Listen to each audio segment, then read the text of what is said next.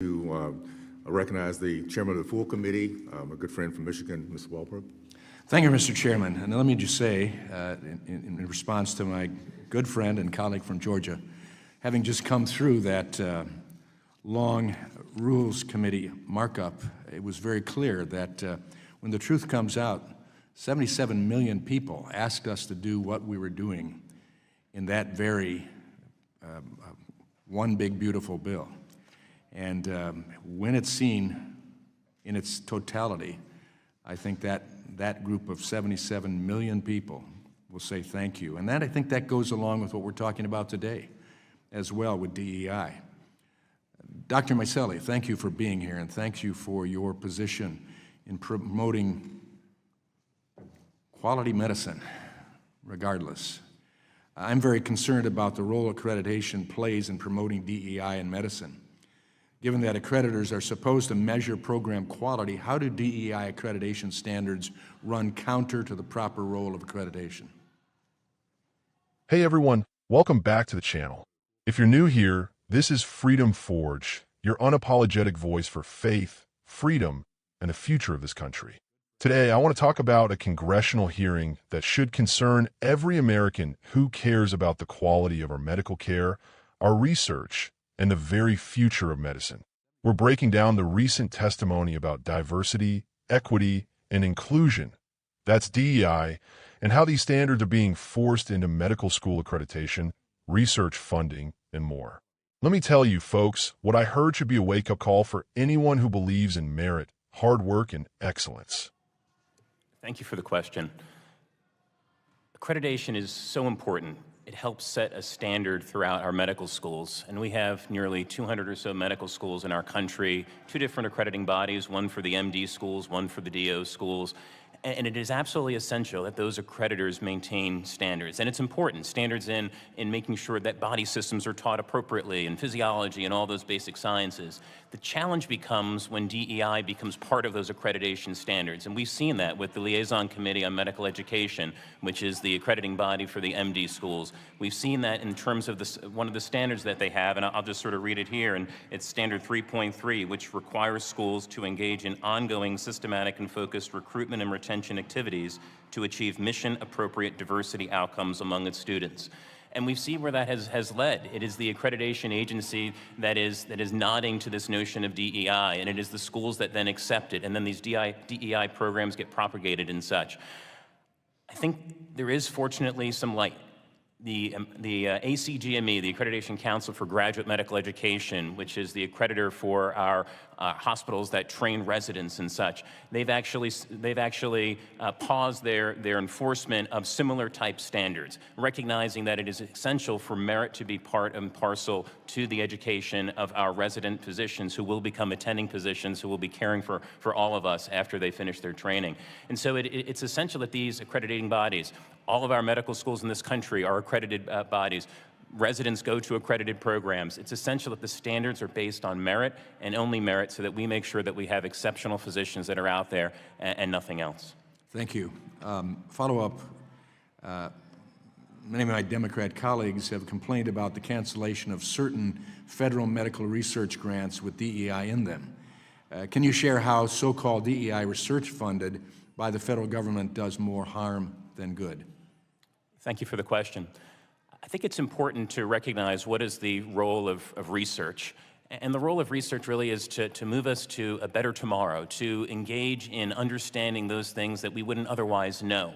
And when DEI becomes part of that, it really changes the conversation. It creates an opportunity cost, I would argue, as folks sort of look to DEI as opposed to looking to the nature of the research itself. The research should be focused on merit. It should focus on being transparent. It should focus on the evidence. It should move us forward and propel us into the future. The NIH has such an important role in this aspect, just as one example. And when you look at the billions of dollars of research that are out there, I think all of us want the benefits of research on cancer. All of us want the benefits of research on Alzheimer's disease or whatever that ailment is. And I think when you start putting a political spin on it, you change the outcome that you get, and that is detrimental to the outcome that we wish for Americans. We wish for a high-quality system that promotes excellence, and we want our research to reflect that and not be beholden to ideology. Absolutely. Absolutely. Thank you. Mr. Morenoff, you mentioned how the narrow exception to discrimination in Grutter has been misread to apply to a range of illegal discrimination. Why has Grutter been misapplied so often? To be charitable, I think that those over-reading Grutter believed that what they wanted to do was really important, and if they could find a fig leaf to justify it, they were going to. So they grabbed language that the Supreme Court had mouthed in a very particular setting and simply pretended that it applied more broadly than it conceivably could have done. Thank you. I yield back. Let's start with Representative Walberg from Michigan. He opens by referencing the will of 77 million Americans, people who want Congress to stand up for what's right. That's a powerful reminder that we're not a tiny minority. We're a massive, motivated group who want to see accountability and common sense in our institutions. Now, let's get into the meat of the hearing. Dr. Meelli, who's an expert in medical education, lays it out plain and simple. Accreditation, the process that says whether a medical school is good enough to train the next generation of doctors, is being hijacked by DEI mandates. We've got nearly 200 medical schools in this country. Two main accrediting bodies, one for MDs, one for DOs. And these organizations are supposed to make sure our doctors know their science, know their anatomy, and know how to save lives. That's what accreditation should be about. But here's where the train goes off the rails. Dr. Meelli brings up LCME Standard 3.3. This standard basically requires schools to focus on recruiting and retaining students based on diversity outcomes, not just on who's best qualified, but who fits a diversity box. Let that sink in. Folks, when you start picking medical students based on skin color, gender, or some political definition of diversity, and not who scored highest, studied hardest, or demonstrated the most dedication, you are playing Russian roulette with people's lives. I don't care what the woke bureaucrats say. I want the absolute best doctors taking care of my family, not the most politically correct ones. Dr. Meelli makes another key point. The Accreditation Council for Graduate Medical Education, which oversees residency programs, has actually paused their DEI enforcement. Even they realize that merit and merit alone should determine who becomes a doctor. That's refreshing, and honestly, we need more of that backbone across the board. Then, the discussion shifts to research grants. Now, some on the other side of the aisle, the Democrats, are whining about some DEI-focused grants getting canceled. Dr. Meelli hits the nail on the head.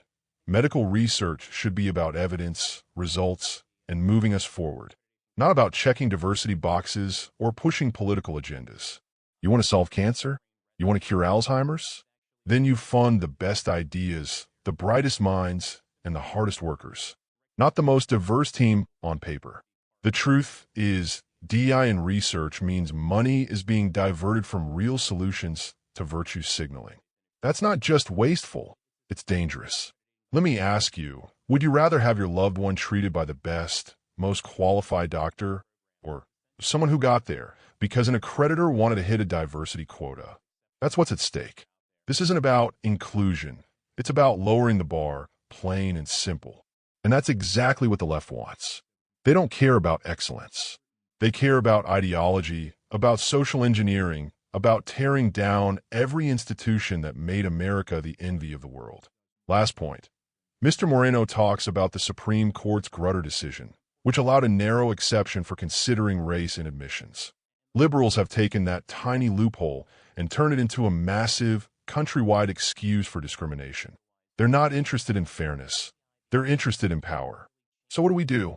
We fight back. We support lawmakers like Representative Walberg, who stand up for merit and common sense. We call out DEI for what it is, a Trojan horse for left-wing politics and mediocrity.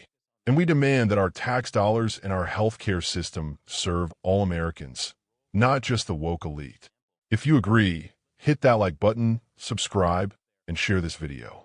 Drop a comment below. Have you seen DEI in your workplace or your school? How has it affected you? Let's get the conversation going. And remember, folks, America became great because we valued merit, hard work, and truth, not because we played identity politics. Let's keep it that way. Thanks for watching, God bless, and I'll see you in the next one.